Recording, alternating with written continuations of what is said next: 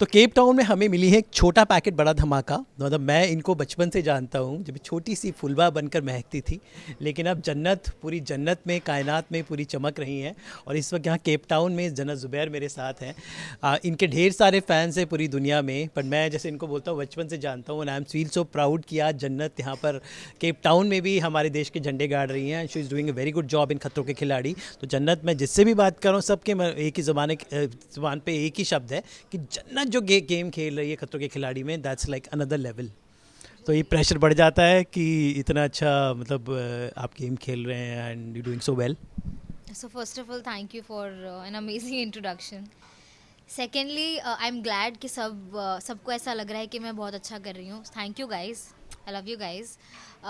तीसरा प्रेशर तो बहुत बढ़ जाता है. मतलब अब कल फिर से शूट है, कल फिर से स्टंट्स करने हैं और जब लोगों की एक्सपेक्टेशंस इतनी बढ़ जाती हैं तो ऑब्वियसली आपको बहुत ज़्यादा रिस्पॉन्सिबल फील होने लगता है कि यार अब आप सिर्फ अपने लिए नहीं कर रहे, अपनी फैमिली के लिए नहीं कर रहे हो.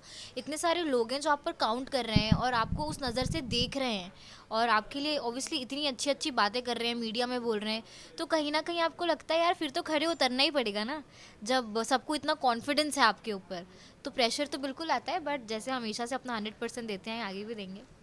बट जनित ये बताओ, ये बड़ा मुश्किल सा खेल है। मतलब वो डरते हैं सब लोग कॉकरोच से, छिपकली से, पानी में कूद जाए ऊपर नीचे, कैसे वो शक्ति, वो कैसे पावर लाते हो? What is thought state when you doing the stunt? I think my state of mind during the stunt, सबसे पहली बात तो जब मैं स्टंट करके आ जाती हूँ तो मुझे स्टंट की मेमोरी ही नहीं होती है. मतलब मुझे लगता है कि उस टाइम पे हम इतना ज़्यादा मेंटली उस चीज़ में होते हैं कि जब मैं वापस आती हूँ तो मुझे लगता है कि मुझे बिट्स एंड पीसेस में कुछ कुछ याद है, लेकिन ओवरऑल क्या हुआ मुझे याद ही नहीं है कि क्या हुआ. बट क्या सोचती हूँ, आई आई आई रियली डोंट नो. मैं बस प्रे करके जाती हूँ कि अल्लाह बस जैसा भी है हो जाए, मुझसे कंप्लीट कर लूँ मैं. और सिंस हम जब खतरों के खिलाड़ी साइन ही किया था तभी हमें पता था कि ये सब तो होना ही है. तो इंसान कहीं ना कहीं तो प्रिपेयर्ड होता ही अपने माइंड में कि आप खतरों के खिलाड़ी के कंटेस्टेंट हो तो भाई ये सब तो करना ही है. कॉकरोच हो गया, मगरमच्छ हो गया, सांप हो गया, पानी में कूदना, चॉपर से कूदना, ये सब तो होना ही है. और सिंस मैं शो की फ़ैन रही हूँ, मैं इस शो को फॉलो करती आई हूँ, तो मुझे पता है कि स्टंट्स कैसे होते हैं, क्या होते हैं. तो बस. आप तो बचपन से काम कर रहे हो, लेकिन ये रियलिटी शो में आई थिंक आपका पहला है या अटेम्प्ट है। तो ये रियलिटी शो जब लिया था, आपके पास ऑफर्स बहुत आते होंगे, आप इतने पॉपुलर हो, तो रियलिटी शो ये करने की कुछ खास वजह थी कि यही क्यों करूं?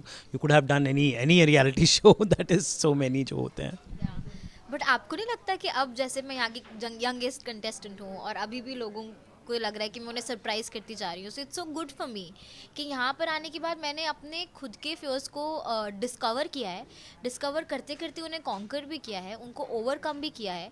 इतने सारे एक्सपीरियंस जो हम यहाँ पे कुछ दिनों में लेंगे उतने हम शायद ही कभी अपने लाइफ में ले पाएंगे. बिकॉज खतरों के खिलाड़ी आपको जो एडवेंचर और जो एक्सपीरियंस और जो मेमोरीज देगा वो आप कितना भी पैसा कहीं बाहर जाकर दे दो वो आपको नहीं मिलने वाला है इतना सारा इतने कम टाइम में. तो आई थिंक खतरों के खिलाड़ी करने के बहुत सारे रीजंस हैं. आई थिंक इंडिया का सबसे बड़ा एक्शन रियलिटी शो है और उसका पार्ट मैं हूँ और वहाँ पर आकर अगर मैं सबको सरप्राइज कर रही हूँ, सो आई थिंक मेरा चॉइस एकदम करेक्ट था. जी, वो तो है।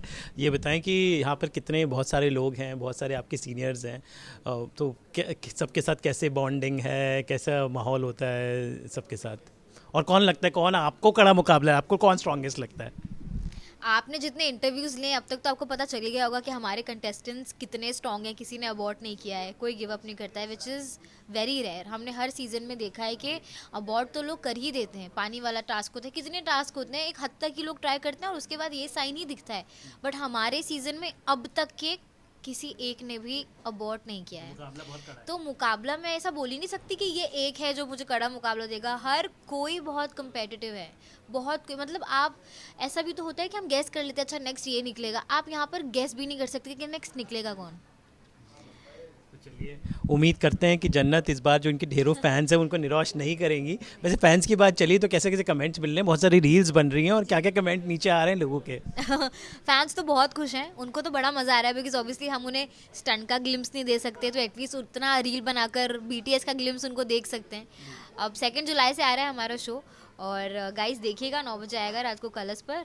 2 जुलाई से आ रहा है एंड आई रियली होप कि आपको मज़ा आए देखने में. हम जितना मज़ा कर रहे हैं, हम जितना पसीना बहा रहे हैं यहाँ पे, आपके लिए शो बना रहे हैं, अपने लिए बना रहे हैं. आई रियली होप कि आप उसको उतना ही प्यार दें और आप उतने ही मज़े करें देख के. तो Jannat, all the best. I am sure कि you will do a good job. और जैसे अब तक है, आप नाम ऊंचा करके आओगे तो लेट्स होप झंडे चक दे फटे. बस और प्रेशर देके चाहिए आप मुझे.